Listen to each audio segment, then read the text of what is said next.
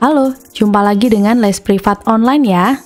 Kayak di sini, dan kali ini kita akan membahas soal USM STIS. Topiknya tentang statistika ya. Calon maba STIS, masa statistikanya keteteran? Jangan sampai dong ya. Oke, tapi di kesempatan kali ini Kak Eka tidak akan membahas soal statistik secara mendetail ya. Jadi kayak yang mencari min, median, modus, yang data tunggal maupun data berkelompok harusnya teman-teman sudah tahu tekniknya. Nah, yang Kak Eka bahas di sini adalah soal-soal yang lebih kompleks lagi ya. Jadi misalkan kayak soal nomor 1 ini nih, daftar distribusi frekuensi pada tabel berikut merupakan hasil dari suatu tes ya. Jika 60% siswa dinyatakan lulus, nilai terendah yang dinyatakan lulus adalah titik-titik. Untuk soal semacam ini, pertama-tama kita cari dulu frekuensi kumulatifnya ya. Coba taruh di sebelah sini FK, frekuensi kumulatif. Yang kelas pertama ini tetap 3. Selanjutnya 3 ditambah 7, 10, 10 ditambah 10, 20, 20 tambah 16, 36, 56, 70 tambah 10, 80, 86, kemudian 90. Jadi total semua frekuensinya ini 90 ya teman-teman ya. Nah, 60% siswa ini dinyatakan lulus. 60% siswa. Kalau lulus kan berarti yang nilainya itu otomatis yang tinggian dong ya. Berarti nanti kalau lulusnya 60%, 60% dari 90 ya. Berarti yang tidak lulus nanti sisanya. Kita cari tahu dulu aja ini 60% dari 90 kan 60 per 100 kali 90 berarti 54 siswa ya. 54 siswa ini dinyatakan lulus. Berarti yang tidak lulus Kak Eka simpulkan dengan TL. Berarti total seluruh siswa 90 dikurangi 54 yaitu 36. Nah, karena yang kita pakai nanti yang tidak lulus karena harus dari atas ini frekuensinya ya, nggak boleh dari bawah. Jadi 36 tuh letaknya di mana? Ini 3, 10, 20. Nah, 36 pas banget di sini nih.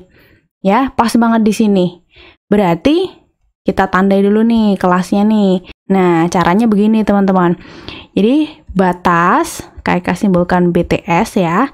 Nilai batas atau batas kelulusan sama dengan tepi bawah ditambah siswa yang tidak lulus ya dikurangi frekuensi kumulatif sebelum, jadi yang dipakai kumulatif sebelum dibagi frekuensi kelas batas barusan dikali panjang kelas. Nah, kalau teman-teman perhatikan ini rumusnya mirip kayak median.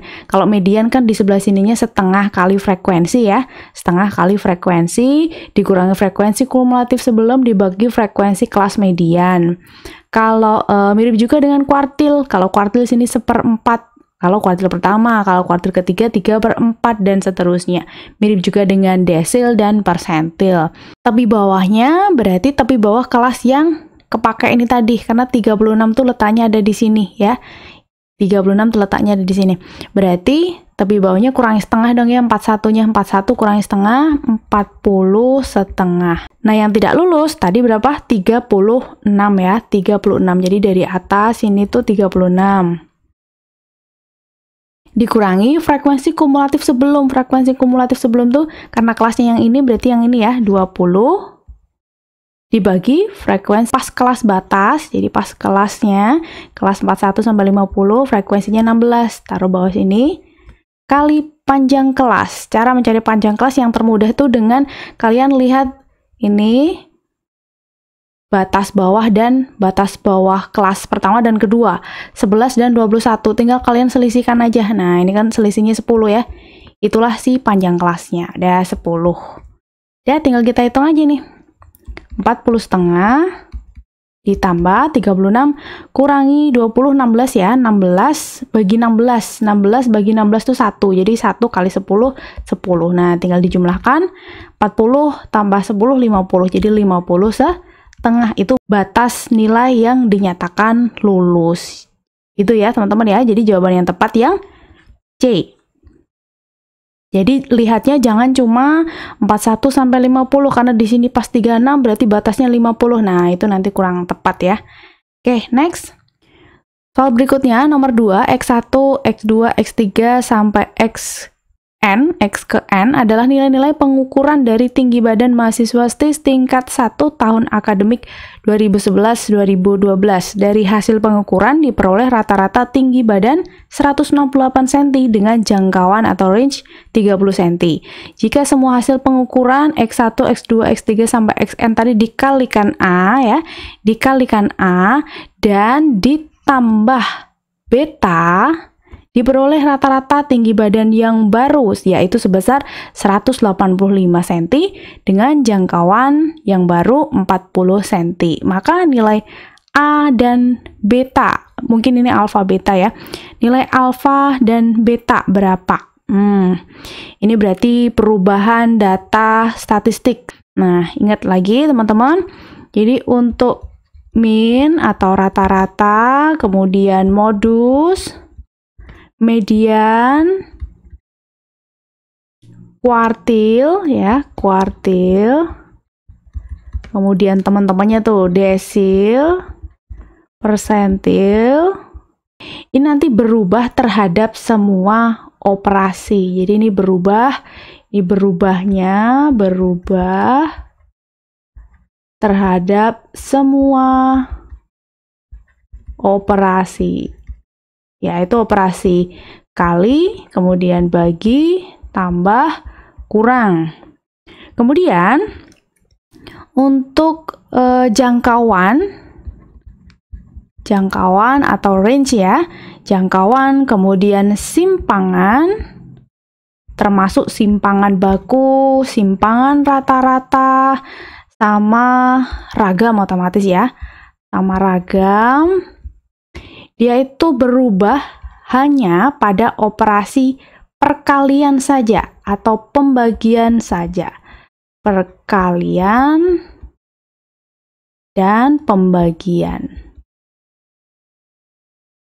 Nah, seperti itu ya, kali dan bagi saja, kali dan bagi. Cara hitungnya seperti apa? Itu ngikut soal ya, cara hitungnya tuh ikut soal. Contoh seperti ini tadi, ada data ke 1 sampai N. Mula-mula, nah rata-ratanya itu 168. Jangkauan mula-mula 30. Kemudian datanya itu dikali A dan ditambah beta, diperoleh rata-rata tinggi badan yang baru. Jadi nanti cara hitungnya, rata-rata baru sama dengan rata-rata lama. Kan ini dikali dulu ya, berarti dikali alfa dan ditambah beta, berarti dikali dulu baru ditambahkan dengan beta, seperti itu. Karena tadi kalau rata-rata terhadap semua operasi kan, jadi dia main kali dan jumlah. Tapi kalau yang satunya apa tadi? Jangkauan ya. Kalau yang jangkauan berarti jangkauan baru, dia hanya berubah terhadap kali dan bagi saja. Jadi tadi kan dikali alfa ya, berarti jangkauan baru sama dengan jangkauan lama dikali alfa, yang penjumlahan terhadap betanya dia tidak berpengaruh atau tidak berubah. Nah, seperti itu. Tinggal kita masukkan nih. Tadi rata-rata barunya 185 ya. Jadi 185 sama dengan rata-rata lama 168 kali alfa ditambah beta. Betanya juga belum tahu. Dah, kita save dulu aja itu. Kemudian yang kedua, jangkauan baru. Jangkauan barunya tadi 40. Jangkauan lamanya 30 dikali alfa. Nah, kita dapatkan alfa dari sini ya. Alfa sama dengan 40 bagi 30 atau 4/3. Lalu kita substitusi ke sebelah sini nih. Jadi 185 sama dengan 168 kali alfa kali 4/3 ditambah beda. Ditambah beta maksud Kak. Ya, tinggal hitung deh. Ini 168 dibagi 3 bisa ya. Bisa, hasilnya 56. Nah, 56 kali 4 dulu, hasilnya 224. Tambah beta, jadi betanya 185 kurangi 224 minus 39. Nah, gitu. Jadi nilai alfanya 4/3, nilai betanya negatif 39. Yang alfa dulu ya yang disebut ya, jadi yang 4/3 dulu baru negatif 39. Jadi jawaban yang tepat yang E ya teman-teman. Yuk lanjut nomor berikutnya. Suatu keluarga mempunyai 5 orang anak. Anak termuda berumur setengah dari anak tertua. 3 anak lainnya berturut-turut berumur lebih 2 tahun dari anak termuda dan bla bla bla. Nah, ini kita pemisalan dulu aja. Punya 5 orang anak. Misal anaknya tuh apa ya? A, B, C, D, E misalkan ya. Anak pertama kita misalkan sebagai A, berarti anak kedua nanti B, anak ketiga C, anak keempat D, anak kelima E. Kita baca lagi keterangannya. Anak termuda berumur setengah dari anak tertua, jadi kita tulisnya nanti E sama dengan setengah tertua A. Itu persamaan pertama. 3 anak lainnya berturut-turut lebih 2 tahun dari anak termuda. Nah, 3 anak lainnya itu berarti kalau tadi yang disebut anak termuda, berarti yang termuda kedua ya, si D dulu. Jadi D sama dengan lebih 2 tahun dari anak termuda, berarti E ditambah 2. Nah, itu persamaan kedua. Kemudian yang anak ketiga sekarang. Yang anak ketiga 3 tahun, lebih 3 tahun dari anak termuda, jadi E ditambah 3. Kemudian yang anak kedua ini kurang 5 tahun dari anak tertua, jadi A dikurangi 5. Bila rata-rata umur mereka adalah 14 tahun, jadi kelima anak tersebut, jadi kalau kita jumlah umur A, B, C, D, dan E, kemudian kita bagi 5, karena banyak anaknya ada 5, itu sama dengan 14. Jadi A plus B plus C plus D plus E sama dengan 14 kali 5, 70 ya. Yang diminta adalah umur anak tertua, berarti A yang diminta ya. Kita buat variabel-variabel ini dalam satu variabel yang seragam, coba bisa nggak? Contohnya nih, ini kan yang sering disebut E sepertinya ya. E-nya sering disebut, berarti kita bikin masing-masing ini dalam E. Kalau E sama dengan setengah A, berarti A sama dengan 2E. Dikali 2 kedua ruas. Nah, A sudah dalam E. B-nya sekarang, B-nya kita ubah. Kan A tadi 2E ya, jadi A di sini kakak ganti dengan 2E kurangi 5. A, kemudian B, C, D sudah dalam E. Oke, kita ganti sekarang. A-nya ganti 2E. B-nya kita ganti 2E min 5. C-nya kita ganti dengan E plus 3. D-nya kita ganti dengan E plus 2. E-nya tetap jadi dia sendiri ya. Nah, kita jumlah 2E tambah 2E. 4, 5, 6, 7. Jadi 7E. Konstantanya sekarang min 5 tambah 3 min 2 plus 2 0 ya. Jadi 7E sama dengan 70, maka nilai E sama dengan 70 bagi 7, 10. Nah, yang diminta anak tertua nih. Tertua tadi kan A ya. A itu tadi kita nyatakan dalam 2E, 2 kalinya 10. Jadi anak tertua ini umurnya 20 tahun. Yang B ya. Nomor 4 seperti soal nomor 2. Sekumpulan data mempunyai rata-rata 14 dan jangkauan 6. Jika setiap nilai data dikurangi P, kemudian hasilnya dibagi Q, menghasilkan data baru dengan rata-rata 4 dan jangkauan 2, maka nilai P, dan ini maksudnya Q ya teman-teman. Nah, nilai P dan Q masing-masing adalah titik-titik ya. Oke, tadi untuk rata-rata itu rata-rata baru ya. Rata-rata baru sama dengan rata-rata lama. Ini datanya diapain dulu nih? Dikurangi dulu ya. Dikurangi P, kalau rata-rata terhadap semua operasi. Dikurangi P, kemudian hasilnya dibagi. Berarti ini dulu yang dioperasikan, dibagi Q. Gitu. Satu lagi jangkauan, tapi jangkauan kita ingat, dia hanya berubah terhadap operasi kali dan bagi saja. Jadi jangkauan yang baru sama dengan jangkauan lama, yang dikurangi dia nggak ngaruh, kemudian hasilnya dibagi, berarti dibagi dibagi Q ya, dibagi Q. Oke, langsung kita tulis rata-rata baru 4, jadi 4 sama dengan rata-rata lama, rata-rata lamanya 14 dikurangi P dibagi Q ya. Yang jangkauan 2, jangkauan barunya 2, jangkauan lamanya 6 dibagi Q. Nah, kita dapat dari sini Q-nya. Jadi Q-nya harus 3 ya, biar 6 bagi 3 kan 2. Q-nya harus 3, kita substitusi ke sini. Jadi 4 sama dengan 14 min P dibagi Q. Dibaginya boleh gini, sama aja. Ya, kita kali silang. 12 sama dengan 14 min P kita pindah ke kiri, jadinya P sama dengan 14. 12-nya pindah ke kanan, jadi P-nya 2. Oke, jadi nilai P sama dengan 2, Q-nya sama dengan 3, 2 dan 3. Yang A. Nah, nomor 5 sama dengan nomor 3. Coba teman-teman kerjakan dulu. Lalu kalau udah, tulis jawaban kalian di kolom komentar ya. Mudah kok, pasti bisa. Kita lanjut nomor 6. Diketahui data X1, X2, X3 sampai X10. Jadi datanya ada 10. Jika tiap nilai data ditambah 10, nah dia hanya ditambah ya, maka yang benar ini yang mana gitu ya.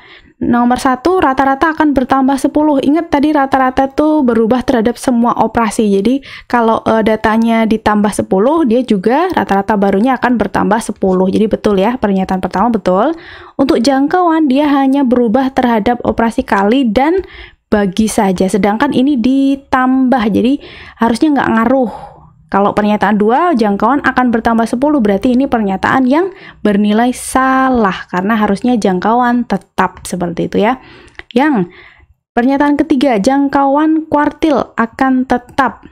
Nah, kalau kuartil sendiri, dia berubah terhadap semua operasi ya, kuartil sendiri. Tapi kalau jangkauan, dia hanya berubah terhadap operasi kali dan bagi saja.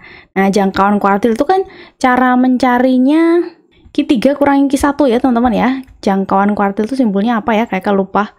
Kita tulis JK gitu aja lah ya. Jangkauan kuartil sama dengan kuartil ketiga dikurangi kuartil pertama. Kita ambil suatu contoh deh. Misalkan tadinya tuh kuartil pertamanya misalkan 5 gitu ya. Kemudian kuartil ketiganya itu 10. Kemudian datanya ini ditambah 10. Kan kalau data ditambah 10, kuartil pertamanya menjadi 15 ya kan, kuartil ketiganya menjadi 10 tambah 10, 20. Nah, untuk jangkauan kuartil yang semula berarti kan 10 kurangi 5, 5 ya. Jangkauan kuartil yang setelah ditambah 10 pun 20 kurangi 15 yaitu 5. Jadi jangkauan kuartil ini akan tetap ya. Jadi pernyataan ketiga ini bernilai benar gitu. Ingat, jangan sampai terjebak. Kalau kuartil dia berubah terhadap semua operasi, tapi kalau jangkauan itu tetap, termasuk jangkauan kuartil ya. Ya. Oke, yang keempat, median akan tetap. Median, rata-rata, kuartil tadi itu berubah terhadap semua operasi ya. Jadi kalau datanya ditambah 10, ya nanti medianya juga akan bertambah 10. Jadi pernyataan 4 median tetap ini salah ya. Jadi hanya pernyataan 1 dan 3 saja yang bernilai benar, maka kita pilih yang B. Ini 4 di sini miliknya ini ya. 1, 2, 3 dan 4 ini tuh punyanya sini. Jadi bukan jawaban ya, bukan termasuk jawaban yang B. Yang B itu hanya 1 dan 3 saja. Oke, bisa dipahami? Kita lanjut lagi nomor 7. Jika simpangan baku suatu data sama dengan 0, maka dapat ditarik kesimpulan titik-titik. Oke, teman-teman ingat dulu apa itu simpangan baku.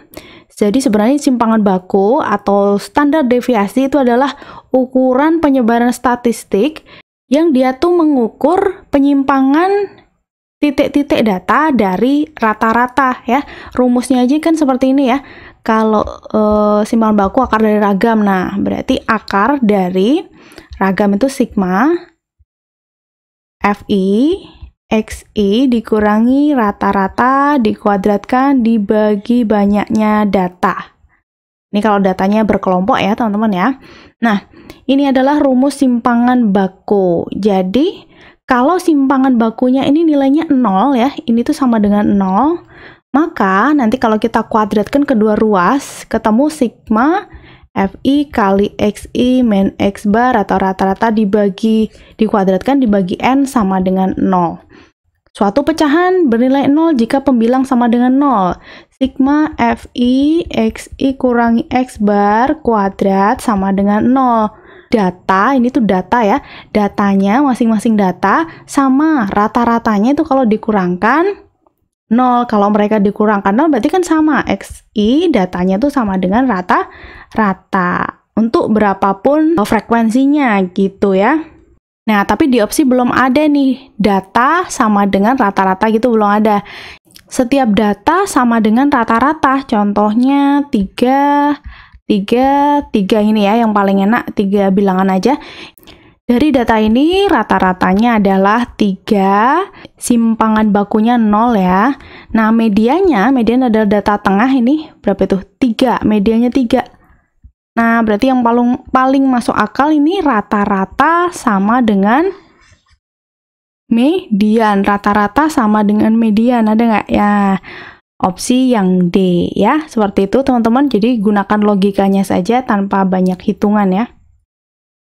Oke, berikutnya nomor 8. Diketahui suatu data yaitu X1, X2, X3 sampai X20. Jadi datanya ada 20 seperti itu ya. Memiliki simpangan baku sama dengan 7. Jika setiap datum dikali 4 kemudian dikurangi 3, maka simpangan bakunya sekarang adalah titik-titik. Ingat tadi teman-teman, simpangan baku itu hanya berubah terhadap operasi kali atau bagi saja ya. Untuk penjumlahan dan pengurangan dia tetap atau tidak berpengaruh. Jadi kalau setiap datum itu bentuk tunggal dari data ya. Kalau data sebaliknya bentuk jamaknya dari datum. Setiap data tadi dikali 4 kemudian dikurangi 3. Jadi ini nggak ngaruh nih ya. Yang dikurangi 3 nggak ngaruh.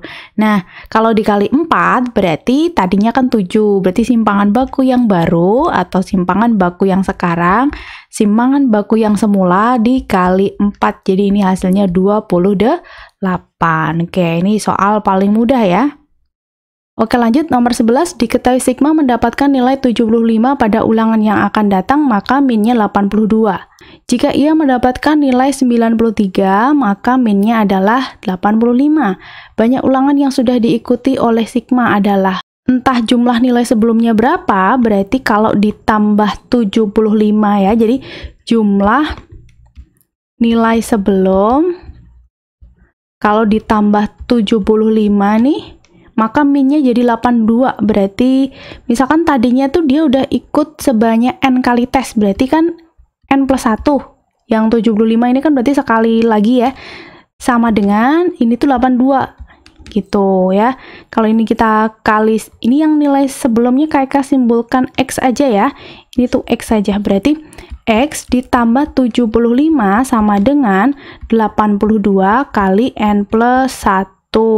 Nah, tapi ini belum bisa kita operasikan ya, butuh satu lagi nih. Nih, jika ia mendapatkan 93, jadi kayak jumlah nilai sebelum ditambah 93 dibagi n plus 1 lagi, nah rata-ratanya itu bakal 85. Nah, berarti X plus 93 sama dengan 85 kali n plus 1, atau n plus 1-nya sama dengan, ini nggak usah dikurung ya harusnya ya. N plus 1 sama dengan X plus 93 dibagi 85. Kita substitusikan deh ke sini. X plus 75 sama dengan 82. N plus 1-nya kayak keganti dengan X plus 93 per 85. Mantap juga nih angkanya ya. Kita kali 85 aja deh biar nggak per 85 kayak gini ya. Kali 85 kedua ruas. Jadi 85X ditambah 75 kali 85. 6375 ya, sama dengan ini kalau kali 85 kan pernya hilang nih, berarti tinggal 82-nya kali X, 82X tambah 82 kali 93, 7626 ya. Ini aja kayak pakai kalkulator. Lalu kita pindah 85X kurangi 82X, 3X. 7626 kurangi 6375, 1251, maka nilai X sama dengan 417. Kan banyak ulangannya tuh N ya, yang sudah diikuti semula tuh N, berarti masukkan ke sini aja. N plus 1 sama dengan X, berarti 417 tambah 93 dibagi 85. Ini dulu nih berapa? 417 tambah 93 itu 510 kan? 510 dibagi 85, nanti jangan lupa kurangi 1, pindah ruas. Ini tuh 6 pas ya, 6 kurangi 1, 5. Jadi dia udah ikut 5 kali ulangan ternyata si sigma. Jadi jawaban yang tepat yang D. Berikutnya nomor 12, diketahui bahwa min nilai ujian matematika dari 30 siswa adalah 8,4. Jika nilai yang terkecil tidak diperhitungkan, maka minnya menjadi 8,5. Sedangkan jika nilai terbesarnya tidak diperhitungkan, maka minnya menjadi 8,2. Jangkauan dari nilai ujian matematika itu adalah titik-titik. Ada opsi tidak dapat ditentukan. Ya, bisa nggak ya? Kan kalau rata-rata ya, rata-rata X bar itu jumlah data dibagi banyak data ya, banyak data. Atau kalau secara simbolis tuh sigma Fi kali Xi per sigma F. Ya. Seperti itu. Sedangkan jangkauan sendiri itu rumusnya data terbesar X max dikurangi data terkecil X min, seperti itu. Nah, kalau tadi diketahui min dari 30 siswa 8,4, berarti jumlah nilainya kan 30 kali 8,4 ya. Ini hasilnya 252. Jika nilai yang terkecil tidak diperhitungkan, misal yang kecil itu kita namai sebagai X ya, yang terbesar ini Y. Ya, seperti itu. Kalau tidak diperhitungkan, berarti kan jumlah nilai semula 252 ya, dikurangi terkecil itu apa tadi, si X, dibagi. Nah, berarti tadinya 30 siswa, kemudian yang terkecil nilainya tidak diikutkan, berarti 1 orang ya yang tidak diikutkan. Jadi per 29. Ini didapat minnya jadi 8,5, berarti sama dengan 8,5, seperti itu kan? Nah, kalau kita kali silang nih, 252 kurangi X sama dengan 8,5 kali 29, 246,5. Maka 252 dikurangi 246,5 itu 5,5. Jadi nilai X sama dengan 5,5. Ini nilai yang terkecilnya ya. Sekarang nilai terbesarnya dari sini. Sedangkan jika nilai terbesar tidak diperhitungkan, berarti 252 kurangi Y dibagi 29 lagi, rata-ratanya jadi 8,2 katanya. Nah, gini, kali silang lagi, 252 min Y sama dengan 8,2 kali 29, 237,8. Maka kita dapat dari sini Y-nya 252 kurangi 237,8 itu 14,2. Nah, ini data terbesarnya. Nah, yang diminta kan jangkauan nih. Jangkauan itu tadi ini ya, yang terbesar, Y dikurangi X. 14,2 kurangi 5,5. Hasilnya adalah 8,7. Betul ya? 8,7. Jadi jawaban yang tepat adalah yang C. Lanjut, nomor 13. Diketahui data nilai sejumlah mahasiswa polstatistik yang mengikuti ujian akhir semester multivariat adalah sebagai berikut. Bila modus data tersebut 81,167, maka nilai X adalah titik-titik. Nah, ini sebenarnya mudah juga ya. Modus tuh kakak rasa rumus paling simpel di perhitungan statistik data berkelompok ya. Karena modus sama dengan tepi bawah ditambah D1 per D1 plus D2 kali panjang kelas. Dengan D1 tuh selisih dengan kelas sebelum, kalau D2 selisih frekuensi dengan kelas setelah. Ya, ini modusnya udah diketahui 81,167. Berarti kan kalau modusnya 81,167, dia di kelas yang keempat ini ya, di kelas 80 sampai 89 kayak tandai dengan bintang. Jadi tepi bawahnya 80 kurangi setengah, 79 setengah. Tambah D1-nya berarti selisih frekuensi dengan kelas sebelum. Jadi D1-nya X kurangi 13. Kalau yang D2-nya selisih kelas modus dengan kelas setelah, berarti X kurangi 5. Ini tadi D2. Nah, berarti taruh sini X kurangi 13, D1 lagi, X kurangi 13, tambah D2-nya X kurangi 5 kali panjang kelas. Panjang kelasnya 50 ke 60, 10. Ya, kita pindah ruas ya, 81,167 dikurangi 79,5, 1,667.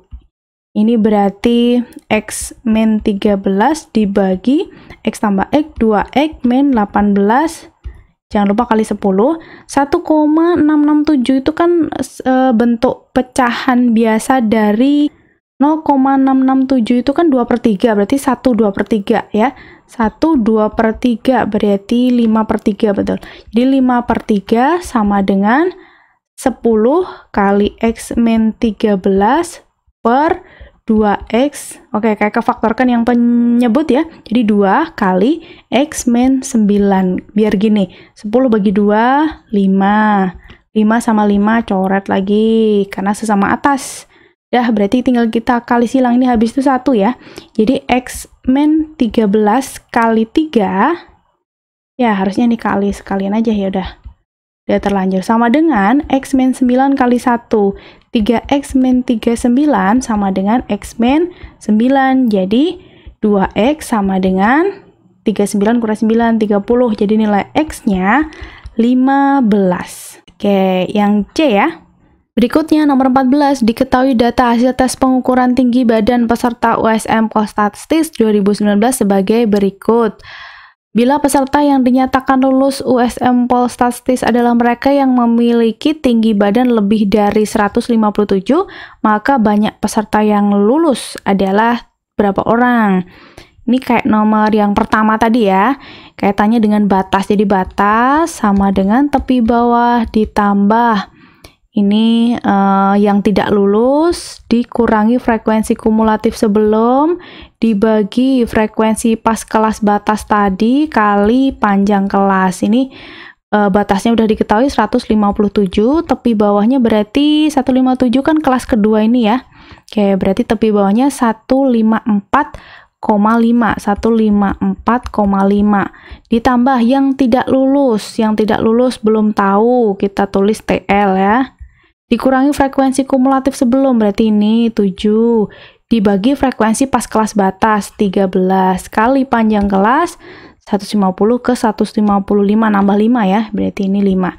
Oke, kita kurangkan 157 kurangi 154,5 itu 2,5, sama dengan 5 kali yang tidak lulus kurangi 7 bagi 13. Ini boleh lah ya kita coret.